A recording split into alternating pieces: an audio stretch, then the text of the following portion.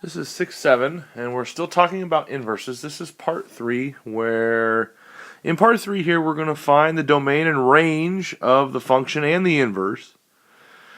And then we have to determine, once we find that inverse, is that inverse a function? Okay, now some of this, again, you're going to see a little bit for the second time because I had put this on your previous sheet. But the essential understanding, it says the inverse of a function may or may not be a function. Remember, to find the inverse, we're switching the x's and the y's. Okay?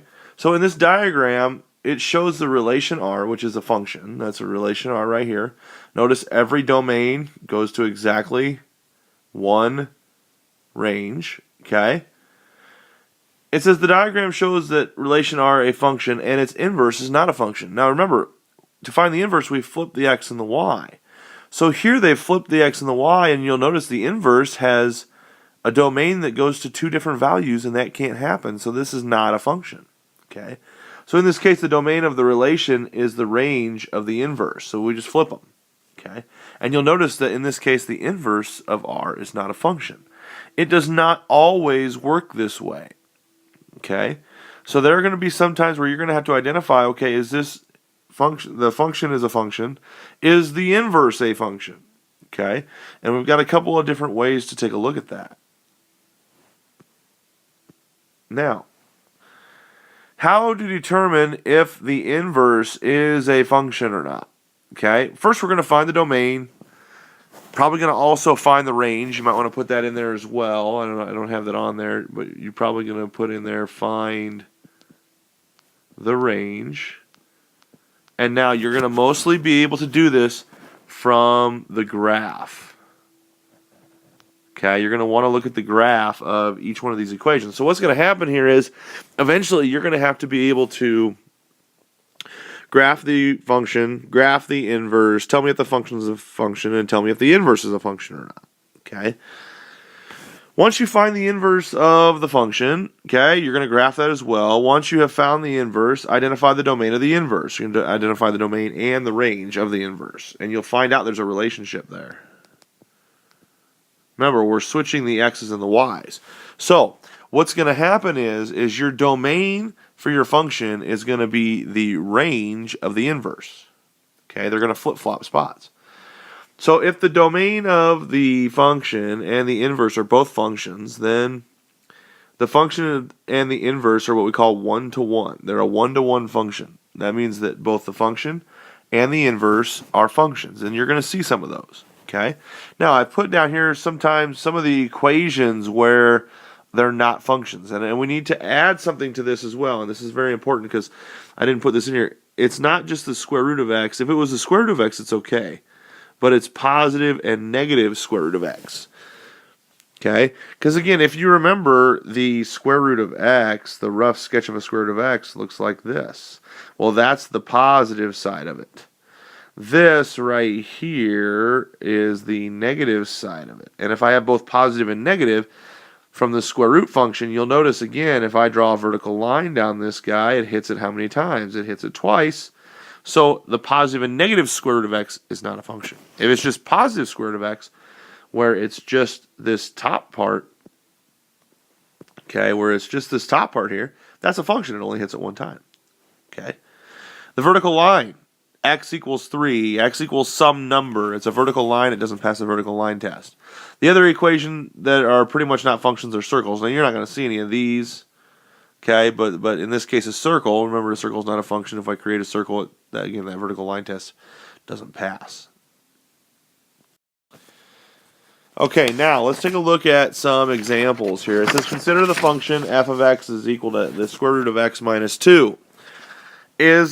What are the domain and range? Well, okay, so I'm going to just put I'm going to put a rough sketch here. If I were to graph this is the regular square root function, but it starts at the ordered pair 2, 0. Okay, so I'm just going to rough sketch that. Now, if you look at that, in terms of your domain, your x values, it starts at 2, and it goes to infinity. And if you look at the range values, it starts at 0 and it goes to infinity. Okay? What is the f negative 1 or the inverse of f? So if I take the inverse, I'm going to flip the x and the y. So this is going to be x equals the square root of y minus 2. Square both sides to get rid of the square root, and then add 2. Okay, so I squared both sides here to get rid of that square root, and if I've got x squared plus 2 equals y. Okay, now I'm going to really quick rough sketch this because x squared means it's a parabola, and in this case the parabola is going to be up 2. It's at the ordered pair 0, 2. And if I'm just going to rough sketch the parabola just to show you. Okay, if I rough sketch that parabola, and if you look at the domain and range of the inverse, let's take a look at the part C here. Okay, if we take a look at this part C now from that question, what is the domain? Well, the domain, the x values in this case, goes from negative infinity to positive infinity.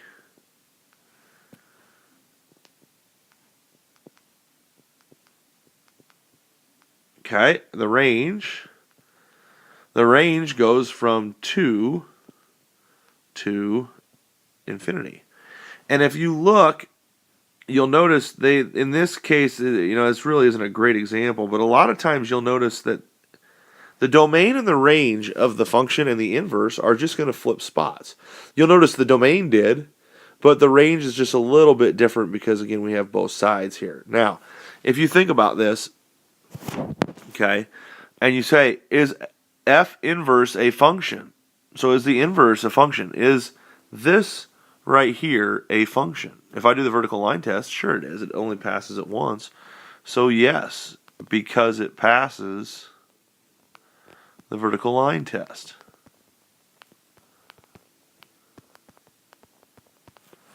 Okay? So these are the kind of things that they're going to be asking you here on homework and in your quizzes as well. So the next question is, find the inverse of each function. Is the inverse a function? Well, a couple things I want to talk about here first too as we're going through this is, how do I determine what that graph looks like? Well, some hints here. Anytime x is to the first power, that's linear. It's going to be a line. If x is to the second power, it's going to be a parabola. Now, if you look at it, a line, will a line ever not pass the vertical line test? The only one that won't if it was a vertical line. Parabola, will it ever not pass the vertical line test? No, it's fine. Up, down, it doesn't matter. The other one is this guy right here, the positive negative square root of x, and that is a side parabola. And a side parabola does not pass the vertical line test. So really the only one you're looking for, in this case, the function 4x plus 3 is a function. So we've got to find the inverse.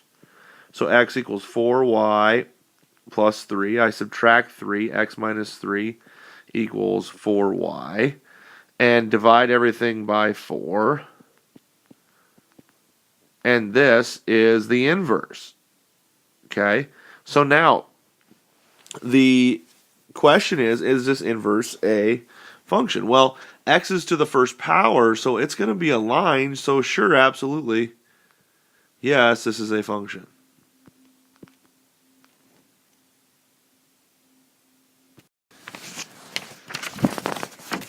Okay, now let's take a look at this next problem. We start with a parabola. Okay, we want to find the inverse. So again, I'm going to switch the x and the y. And if I add 1, and then I take the square root, remember when you take the square root, it's going to be positive and negative square root of x plus 1. Okay? Because remember, when you take the square root of a variable, you got both positive and the negative aspect of things. Okay, now, as you look at this, this is a side parabola. So just, again, I have no idea, in this case, it looked like this probably, something like that. If I use the vertical line test, is this a function? We know that this part right here is a function because that's just a regular parabola. But the side parabola is not, so this is not a function.